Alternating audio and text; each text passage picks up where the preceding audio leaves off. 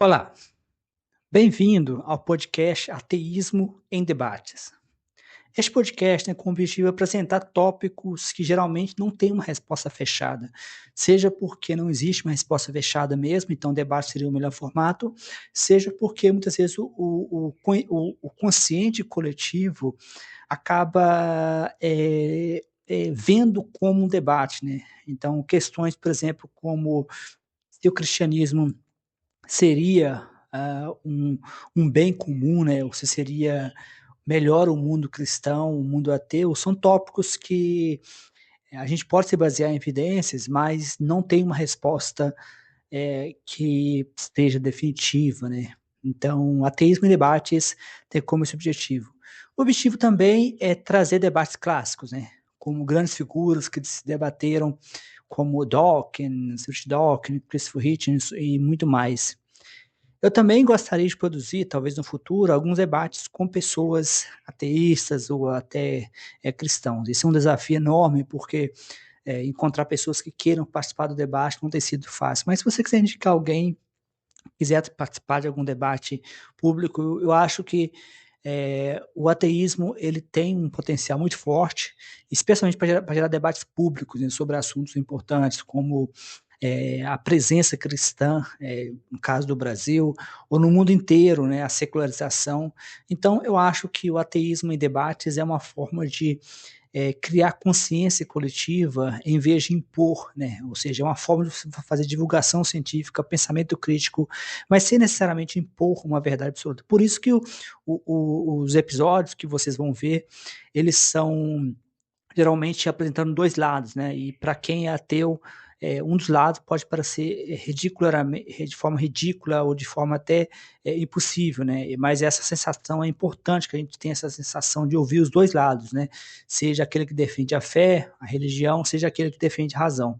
Então, por mais que possa parecer que não faz nenhum sentido o outro lado, acho importante a gente, porque a gente vive uma sociedade cristã, de maioria cristã, independentemente se a gente concorda ou não, é importante que, como ateu, a gente aprenda a conviver com o lado oposto, mesmo que não pareça correto, que pareça ridículo. Eu quero convidar vocês a conhecer os meus livros na Amazon. São vários livros, né? E o meu livro, talvez mais focado a esse podcast Ateísmo e Debates, A Revolução Ateísta, a Última Minoria Silenciada, que é um livro que será lançado em volumes, né? Então, fica o convite. Abração a todos.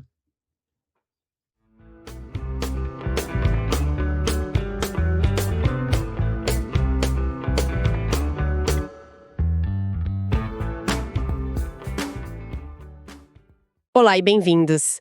Hoje a gente tem um material aqui que, olha, promete render um artigo do Jorge Guerra Pires. Ele basicamente mapeou aqueles argumentos que sempre aparecem, sabe, para defender o cristianismo. Isso. E o autor percebeu uma coisa. Tem um padrão, né? Eles se repetem muito. Então, a nossa missão aqui hoje é, assim, destrinchar esses argumentos e também as respostas que o próprio Pires levanta no texto. Tentar entender essa dinâmica que ele está descrevendo. Exatamente. E é interessante o ponto de partida do artigo, né? Ele diz que, ok, existem defesas teológicas super complexas, mas no dia a dia, nas conversas mais comuns, o que circula é um conjunto mais simples de argumentos. Argumentos que nem sempre são vistos com lupa, digamos assim.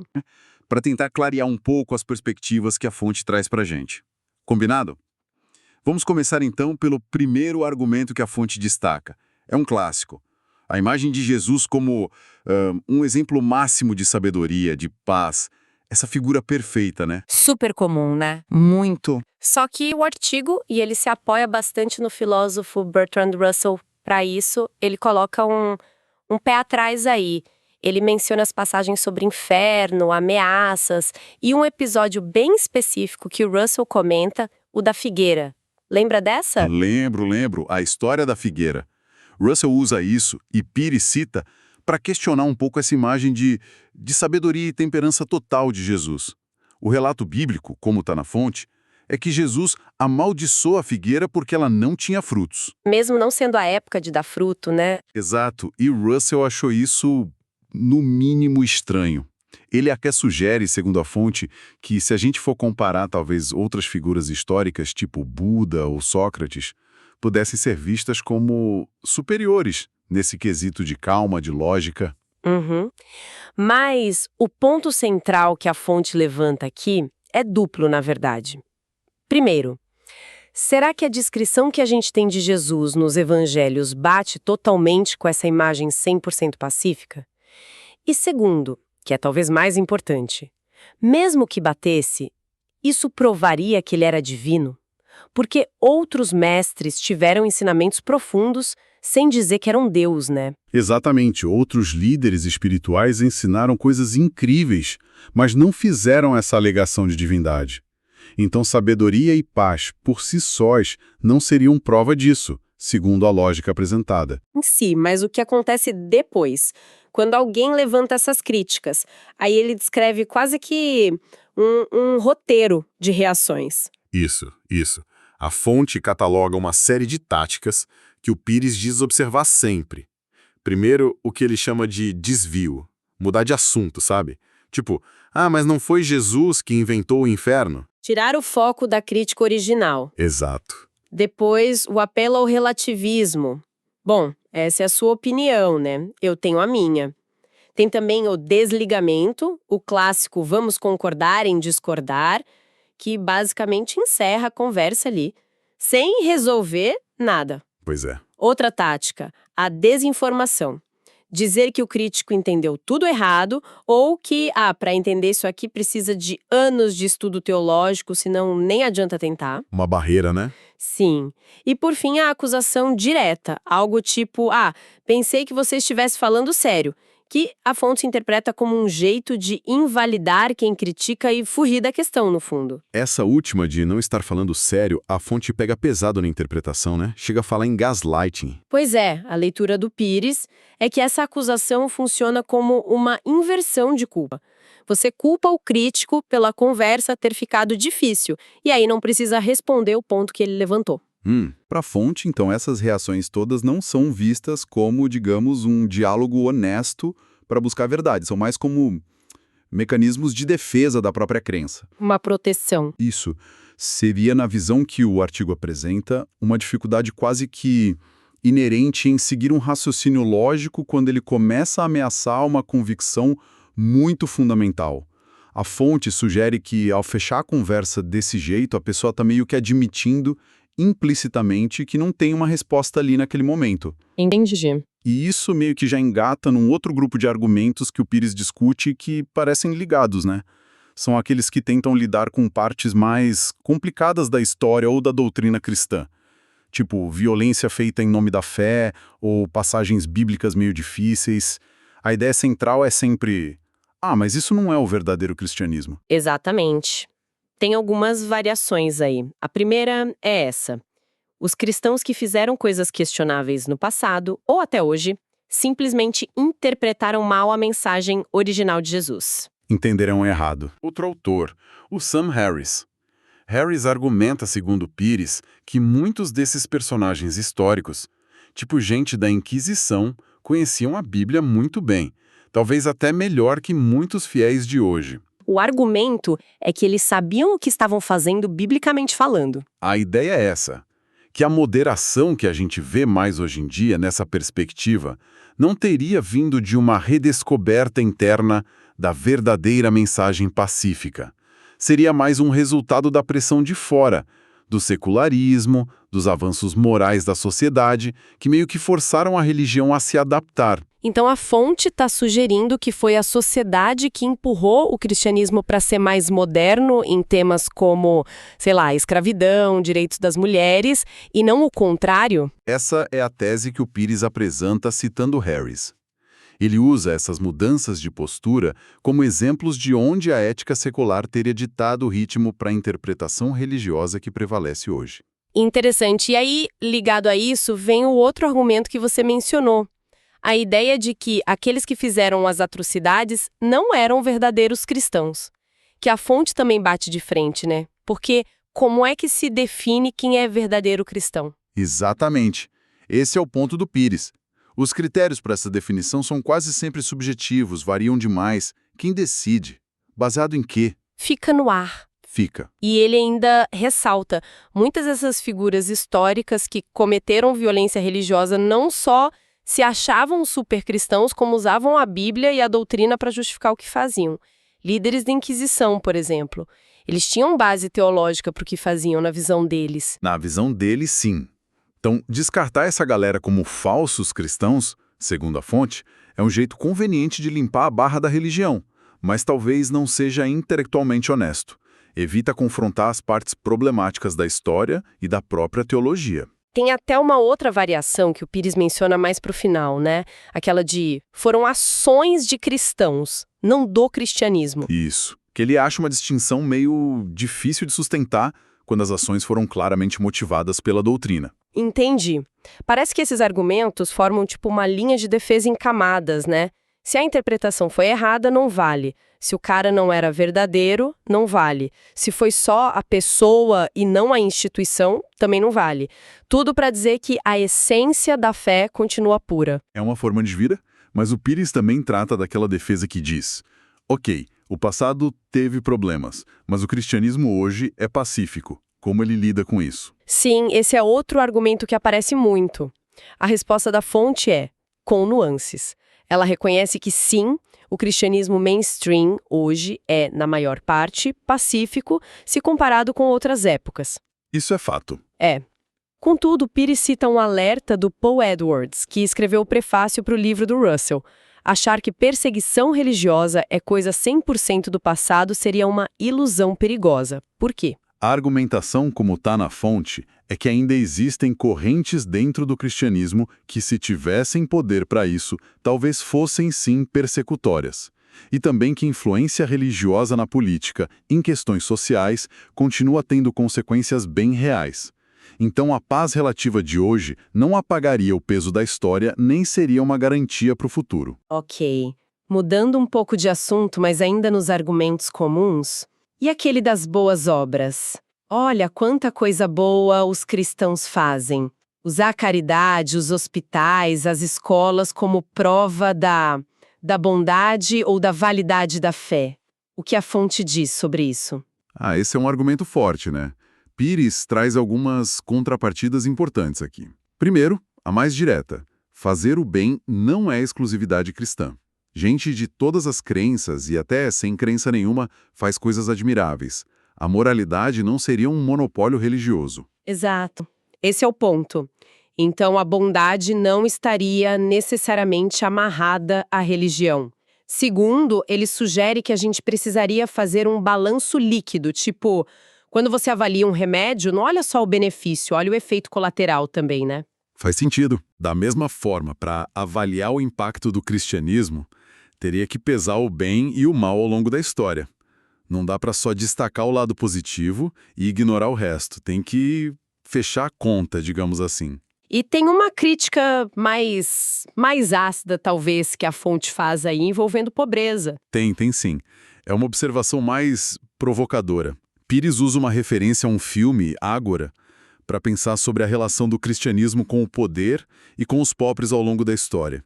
Ele argumenta que, depois de séculos tendo influência e poder em tantas sociedades, o cristianismo não só não acabou com a pobreza, como talvez de um jeito meio torto até se beneficie dela. Como assim? Ele menciona uma correlação inversa que observam por aí. Países com o IDH, o Índice de Desenvolvimento Humano mais alto, tendem a ter menos gente se declarando cristã.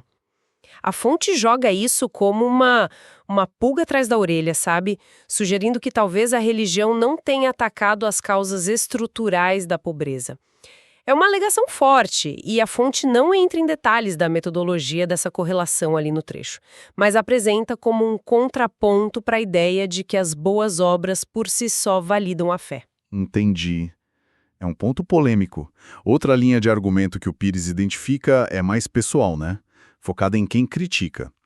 Você só fala isso porque tem alguma coisa contra o cristianismo. Acusar o crítico de ter um viés, uma raiva pessoal. Exato. A fonte vê isso como tática de desvio. Uma falácia ad hominem, né? Atacar a pessoa, não o que ela diz. Ou então um espantalho, distorcer a posição do outro para ficar mais fácil atacar. E como Pires responde? Ele rebate dizendo que, olha, Ter sentimentos fortes sobre um assunto normalmente significa que ele é importante para você. Alguém pode pesquisar a mudança climática porque está genuinamente preocupado ou lutar contra a ditadura por um senso forte de justiça. Do mesmo jeito, criticar aspectos do cristianismo que você acha prejudiciais não invalida a crítica só porque tem emoção envolvida. A motivação não anula o argumento se ele for válido. Exatamente. E a fonte ainda aponta uma e aí? O próprio crente tem um investimento emocional gigantesco na sua fé, muitas vezes é o centro do sentido da vida dele. Isso também é um sentimento forte, que influencia a defesa da crença, talvez até mais do que a motivação de quem critica. Faz sentido. E ligado a isso, Pires menciona rapidinho outra acusação comum. Você odeia Deus ou você só quer pecar à vontade? A fonte descarta isso lembrando o óbvio.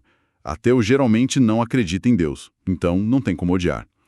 E pecado é um conceito de dentro da religião, não faz sentido para quem está fora. Verdade. O Pires ainda lista mais alguns argumentos que ele vê como batidos, mas talvez mais rapidamente, né? Tipo aquela exigência. Para criticar você tem que ler a Bíblia inteira e estudar teologia por anos. Sim, a fonte acha isso um padrão irrealista e até meio hipócrita, porque nem muito fiel cumpre essa exigência. Funciona mais como uma barreira para calar a crítica externa, né? Se você não é especialista, não pode opinar. Isso. Outro argumento rápido é o eu escolho acreditar. O Pires interpreta isso não como um argumento que prova que a crença é verdadeira, mas como uma admissão. Olha, é uma escolha pessoal minha, talvez apesar das evidências ou da lógica, e não por causa delas. Uma declaração de fé, não um argumento lógico. Exato. E, além desses 10 argumentos mais gerais, o Pires adiciona uns pontos específicos, que ele chama de revisionismo histórico. Alegações sobre o passado que ele acha que não batem com os fatos, mas que usam muito em debates. A primeira é: o cristianismo melhorou os direitos das mulheres. Essa a fonte rejeita, sim, com força. O Pires aponta porque ele descreve como séculos de subordinação da mulher em sociedades cristãs. Ele até cita versículos específicos que, na leitura dele, reforçam isso, né? Tipo Efésios 5:22, da mulher se sujeitar ao marido, ou 1 Timóteo 2:12, que proíbe a mulher de ensinar ou ter autoridade sobre o homem. E a quem ele acredita as melhorias, então? Ele acredita ao iluminismo, aos movimentos feministas seculares, que muitas vezes tiveram que remar contra a maré da oposição de setores religiosos. A visão da fonte é clara. A mudança veio de fora para dentro da religião, nesse caso. Entendi. Outro ponto que ele chama de revisionismo. A ideia de que o cristianismo melhorou a vida dos escravos ou que foi chave para acabar com a escravidão. Essa afirmação o Pires classifica como absurda no texto. Ele cita passagens do Antigo e do Novo Testamento que, na interpretação dele, não só permitem como até regulamentam a escravidão. Levítico 25.44, Efésios 6.5, Êxodo 21:20, 21. Nossa! E menciona também como usaram a maldição de Cã, historicamente, como desculpa bíblica para escravizar povos africanos. A fonte atribui o fim da escravidão principalmente a movimentos humanistas seculares e aos abolicionistas. Claro, alguns abolicionistas eram cristãos, sim, mas muitas vezes eles estavam brigando com as próprias igrejas estabelecidas da época que frequentemente defendiam a escravidão. Então, de novo, a visão da fonte é que a mudança veio mais de fora ou de setores dissidentes? Exatamente, a pressão externa ou a crítica interna contra a corrente principal. E a afirmação mais geral de todas: o cristianismo nunca fez mal a ninguém. Essa fonte considera obviamente falsa. E aí lista um catálogo de danos históricos que atribui diretamente a influência ou as ações de instituições e seguidores do cristianismo. Tipo o quê? Cruzadas, Inquisição, caças às bruxas, conversões forçadas na época da colonização, a supressão da ciência, o caso Galileu é o exemplo clássico, o apoio teológico que deram para a escravidão e para o racismo. Ele cita a Ku Klux Klan e o Apartheid como exemplos com raízes fortes em certas interpretações cristãs. Pesado. Sim. E continua. Opressão a pessoas LGBTQ+, as guerras religiosas na Europa, tipo a Guerra dos 30 Anos, e até coisas mais recentes, como o terrorismo anti-aborto ou certas formas de nacionalismo cristão. A tese central da fonte aqui se repete. Foi a secularização, o avanço da sociedade laica, que forçou o cristianismo a se moderar. Entendi. E, para fechar essa parte dos argumentos, ele menciona um que parece irritar ele de modo especial. Ah, mas todas as religiões fizeram mal. Sim. Ele descreve esse argumento como irritante. E nota uma coisa curiosa. Ele é usado tanto por defensores do cristianismo, para meio que diluir a culpa, sabe? Não fomos só nós, quanto, ironicamente, por alguns críticos da religião em geral, para condenar tudo junto. Uma generalização que não ajuda a entender o caso específico. Pelo jeito é assim que o Pires vê, como uma forma de fugir da análise concreta dos impactos históricos e doutrinários do cristianismo em si. Ok, depois de passar por todos esses argumentos e contra-argumentos, qual é a conclusão geral do Jorge Guerra Pires sobre tudo isso que ele analisou, que ele amarra no final? A síntese do Pires, como a fonte apresenta, é que esses argumentos mais comuns funcionam, na prática, principalmente como mecanismos de defesa. O objetivo central, segundo ele, não seria tanto um diálogo racional, aberto à possibilidade de estar errado, sabe? Seria mais proteger a própria fé. Exato. Blindar a fé contra perguntas, contra questionamentos que possam talvez abalar as bases dela. Ele até nota que, embora hoje em dia se tente muito usar a razão na apologética, na defesa da fé, a história da relação entre o cristianismo e a razão é bem complexa, cheia de conflitos. E ele sugere que talvez antigamente fossem mais diretos. Sim, ele levanta essa hipótese, que talvez os cristãos de séculos atrás fossem mais, digamos, honestos intelectualmente nesse ponto. Admitiam que a crença deles se baseava na fé, na revelação e pronto, sem tentar encaixar isso à força em moldes racionais que, na visão dele, acabam não se sustentando quando você confronta com a história e com as próprias contradições internas. Então, resumindo nossa conversa, a gente explorou essa análise bem crítica do Jorge Guerra Pires sobre os argumentos que ele vê como recorrentes na defesa do cristianismo, vimos como a fonte descreve esses argumentos como muitas vezes repetitivos, defensivos e, em alguns casos, até historicamente meio questionáveis. É uma perspectiva bem marcada, né? O que a gente tira disso tudo? Olha, a análise da fonte é muito focada na lógica, né? Na consistência interna, na evidência histórica para avaliar os argumentos. Ela critica o que percebe como falhas lógicas, falta de rigor, revisionismo histórico. É uma análise bem racionalista. Bastante. Mas, pegando a própria ideia central da fonte, essa de mecanismos de defesa, talvez a gente possa dar um passo além na reflexão, né? Se esses argumentos não são só sobre lógica pura, que outras coisas podem estar em jogo quando crenças tão profundas que dão sentido para a vida de tanta gente são desafiadas? Tipo o quê? Fatores mais emocionais, sociais? Pois é. O sentimento de pertencer a um grupo, o conforto emocional que a fé traz, ou até mesmo o medo do desconhecido.